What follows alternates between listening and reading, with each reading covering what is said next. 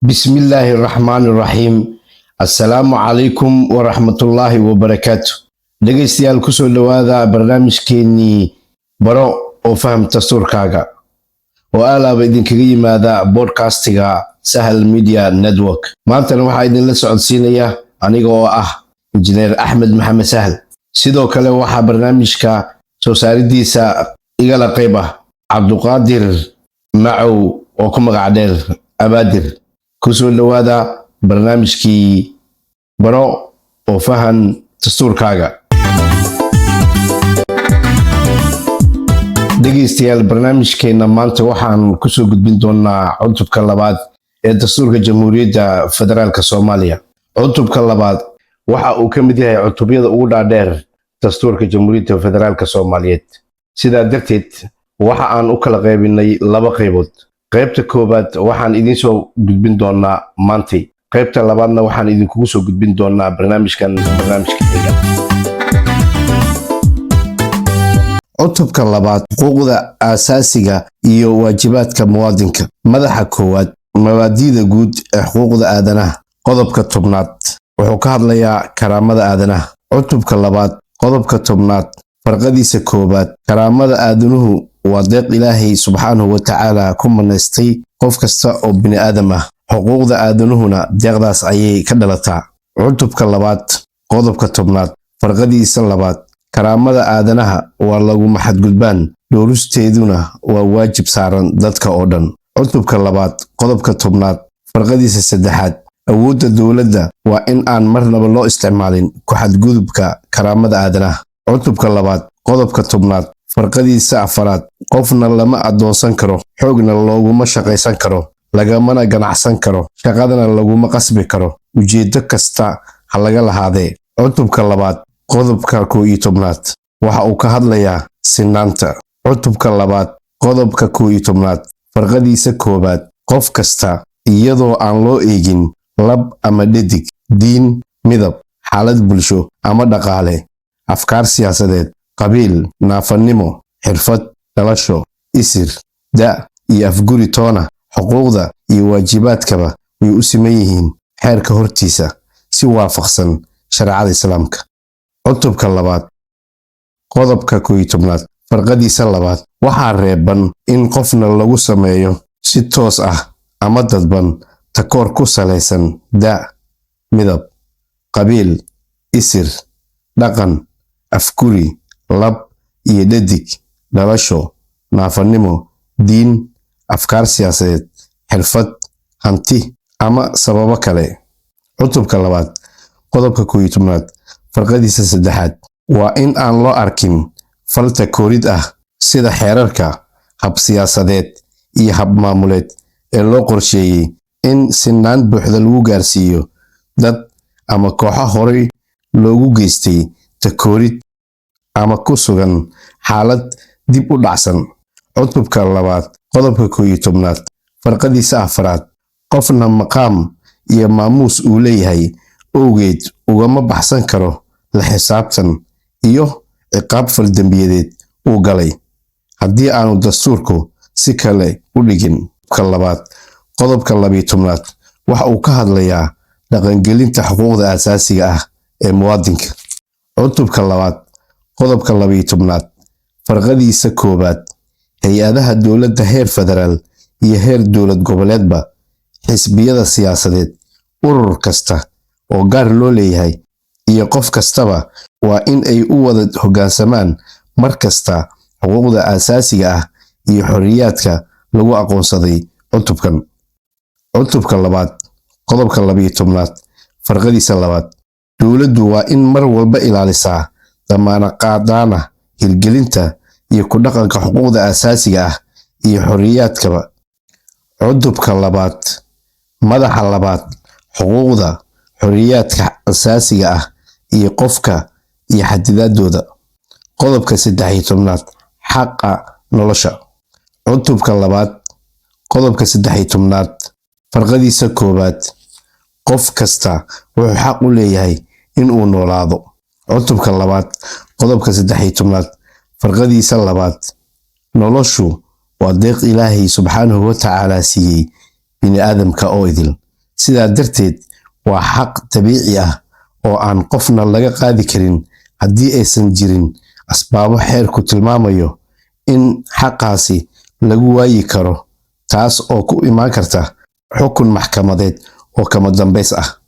cutubka 2 qodobka 13 farqadiisa 3 soo saaridda ilmuhu waa arrin ka soo horjeeda shareecada islaamka, wayna reeban tahay haddii ayna keenin xaalad caafimaad oo aan looga maarmin badbaadinta nolosha hooyada oo uu sugay dhakhtar hufan oo awood u leh. cutubka 2 qodobka 14 farqadiisa 1 qof kasta wuxuu xaq u leeyahay xorriyadiisa shakhsiga ah iyo nabadgelyada qofnimadiisa.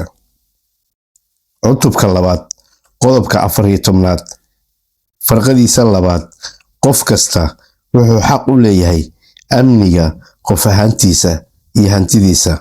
qofna looma geysan karo qaab kasta oo jirdil ah ama fal bini'aadanimada ka baxsan, waxaana reeban xarig aan sharciga waafaqsanayn iyo wax kasta oo cunfi ah oo ay ka mid tahay kan lagula kaco haweenka iyo carruurta. cutubka 2 qodobka 14 farqadiisa 3 qof kasta wuxuu xaq u leeyahay badqabka jirkiisa, waana laguma xadgudbaan, qofna laguma samayn karo tijaabo dhakhtareed ama mid cilmi baariseed ogolaansho la'aantiisa. haddii qofku sharciyan awood u lahayn inuu wax ogolaado, waa in la helaa ogolaanshaha xigtadiisa ugu dhow oo ku salaysan talo uu bixiyey xeeldheere caafimaad. cutubka 2 qodobka 14 farqadiisa 4 gudniinka gabdhaha waa caado naxariis darro ah iyo xaqiraad u dhiganta jirdil, wuuna reeban yahay. cutubka 2 qodobka 15 wuxuu ka hadlayaa xorriyadda ka mid noqoshada. cutubka 2 qodobka 15 farqadiisa 1 qof kasta wuxuu xaq u leeyahay inuu ku biiro urur ama koox kale. xaqaas waxaa ka mid ah inuu sameeyo ama ka mid noqdo ururo ay ka mid yihiin ururo shaqaale ama xisbiyo siyaasadeed.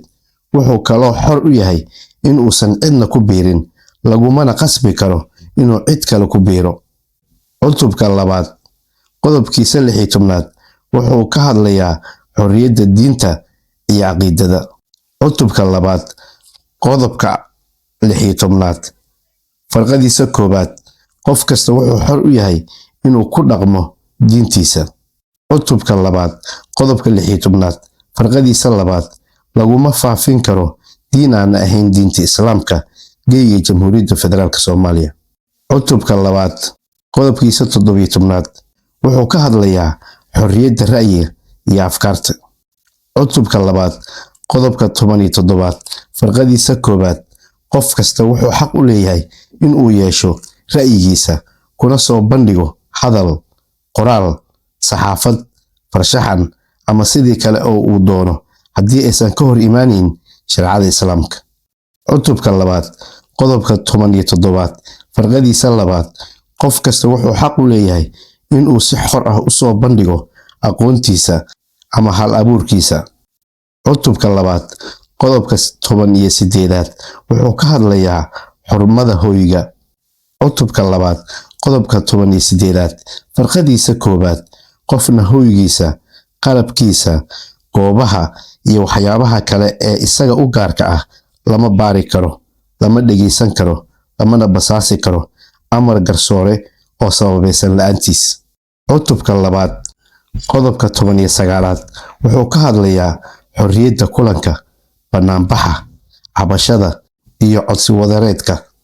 cutubka 2 qodobka 19 farqadiisa 1 qof kasta wuxuu xaq u leeyahay inuu abaabulo kana qayb galo kulamo ama banaanbax, cabasho, taageero oo lagu muujinayo si xasillooni ah iyadoo aan ogolaansho loo baahnayn. cutubka 2 qodobka 19 farqadiisa 2 qof kasta wuxuu xaq u leeyahay inuu cabasho qoraal ah u gudbin karo hay'adaha dowladda.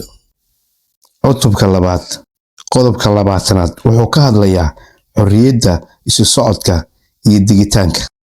cutubka 2 qodobka 20aad farqadiisa koowaad qof kasta oo dalka sifo sharci ah ku jooga wuxuu xaq u leeyahay in uu dego meesha uu rabo kuna dhex socon karo dalka gudihiisa si xor ahna uga bixi karo dalka goortii uu doono.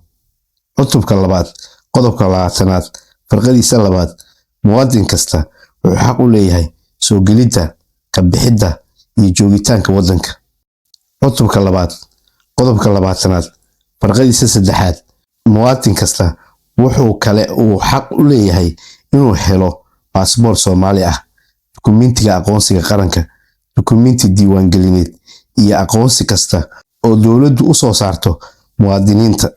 cutubka 2 qodobka 21aad wuxuu ka hadlayaa xaqa ka qaybgalka siyaasadda.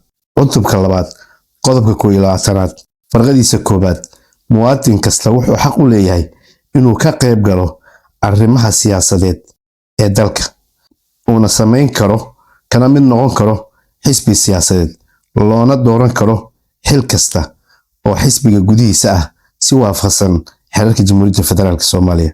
cutubka 2 qodobka 21aad farqadiisa labaad muwaadin kasta oo buuxiya shuruudaha xeerku tilmaamayo wuxuu xaq u leeyahay inuu wax doorto lana doorto. cutubka 2 qodobka 22aad farqadiisa koowaad muwaadin kasta wuxuu xaq u leeyahay inuu si xor ah u doorto xirfadda, shaqada ama mihnada uu rabo.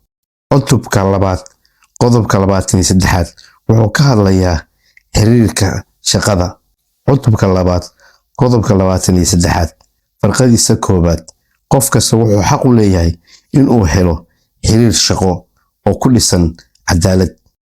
cutubka 2 qodobka 23aad farqadiisa labaad shaqaale kasta wuxuu xaq u leeyahay inuu sameeyo kuna biiro urur shaqaale kana qayb galo howlaha ururkaas. cutubka 2 qodobka 23aad farqadiisa saddexaad shaqaaluhu xaq ayay u leeyihiin shaqo joojin. cutubka 2 qodobka 23aad farqadiisa afaraad urur shaqaale kasta ama loo shaqeeyo kasta waxay xaq u leeyihiin in ay wada geli karaan gorgortan wadareed oo ku saabsan arrimaha shaqada. cutubka 2 qodobka 23aad farqadiisa shanaad qof kasta oo shaqaale ah gaar ahaan haweenka waxay xaq gaar ah u leeyihiin in laga ilaaliyo xadgudub, faquuq iyo takoor goobaha shaqada. xeer kasta oo shaqaaleed iyo habdhaqan kasta waa in uu xeeriyaa sinaanta xuquuqda shaqaalaha ee lab iyo dhadigba. cutubka 2 qodobka 23aad farqadiisa lixaad dadka naafada ahi waxay xaq u leeyihiin in goobaha shaqada ku helaan sinaan buuxda waana in loo fududeeyo qaab kasta oo u suurtagelinaya shaqadooda. cutubka 2 qodobka 24aad wuxuu ka hadlayaa deegaan nadiif ah. cutubka 2 qodobka 24aad farqadiisa koowaad qof kasta wuxuu xaq u leeyahay inuu helo deegaan aan waxyeelo u lahayn caafimaadkiisa iyo baraarihiisa nololeed oo laga ilaaliyay wasaqda iyo waxyaabaha halista ah. cutubka 2 qodobka 24aad farqadiisa labaad qof kasta wuxuu xaq u leeyahay inuu wax ka helo kheyraadka dabiiciga ah ee dalka iyadoo laga ilaalinayo ka faa'iideysi xad dhaaf ah oo deegaanka iyo kheyraadka dabiiciga ahba waxyeello u geysan kara. cutubka 2 qodobka 25aad waxa uu ka hadlayaa hantida gaarka loo leeyahay. cutubka 2 qodobka 25aad farqadiisa koowaad qof kasta wuxuu xaq u leeyahay inuu hanti gaar ah yeesho, ku dhaqmo, ka faa'iideysto, kuna noolaado, iskana gado ama hibeeyo markuu doono.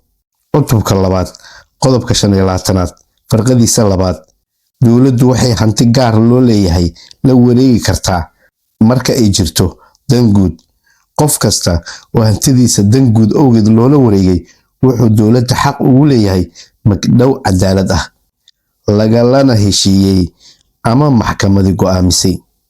cutubka 2 qodobka 26aad wuxuu ka hadlayaa xuquuqda bulshada. cutubka 2 qodobka 26aad farqadiisa koowaad qof kasta wuxuu xaq u leeyahay inuu helo biyo nadiif ah oo cabo. cutubka labaad qodobka 26aad farqadiisa labaad qof kasta wuxuu xaq u leeyahay inuu helo daryeel caafimaad iyadoo qofna laga reebi karin helitaanka adeegyada caafimaadka degdega ah sabab kasta ha jirtee. cutubka labaad qodobka 26aad farqadiisa saddexaad qof kasta wuxuu xaq u leeyahay daryeel bulsho oo dhammaystiran. cutubka labaad qodobka 26aad farqadiisa afraad hay-adaha dowladda ee Jamhuuriyadda Federaalka Soomaaliya waa in ay si dhab ah ugu sugaan dadweynaha dhammaantood taabagelinta xuquuqdaas iyagoo si gaar ah mudnaan u siinaya haweenka, carruurta, waayeelka, dadka naafada ah iyo beelaha laga tirada badan yahay ama la takooro. dhegeystayaal waxaa intaa maanta noogu eg barnaamijkeenii taxanaha ahaa ee baro oo fahan dastuurkaaga. waxaana idinla socodsiinayay aniga oo ah injineer Axmed Maxamed Sahal. waxaana soo saaridda barnaamijka qayb igala ah Cabduqaadir Macow. barnaamijku wuxuu idinkaga imaanayay podcastiga Sahal Media Network. inta aan barnaamijka xiga aan ku kulmi doono waxaan idinkaga tagaynaa sidaas iyo nabadgelyo. Assalaamu calaykum waraxmatullaahi wabarakaatuh.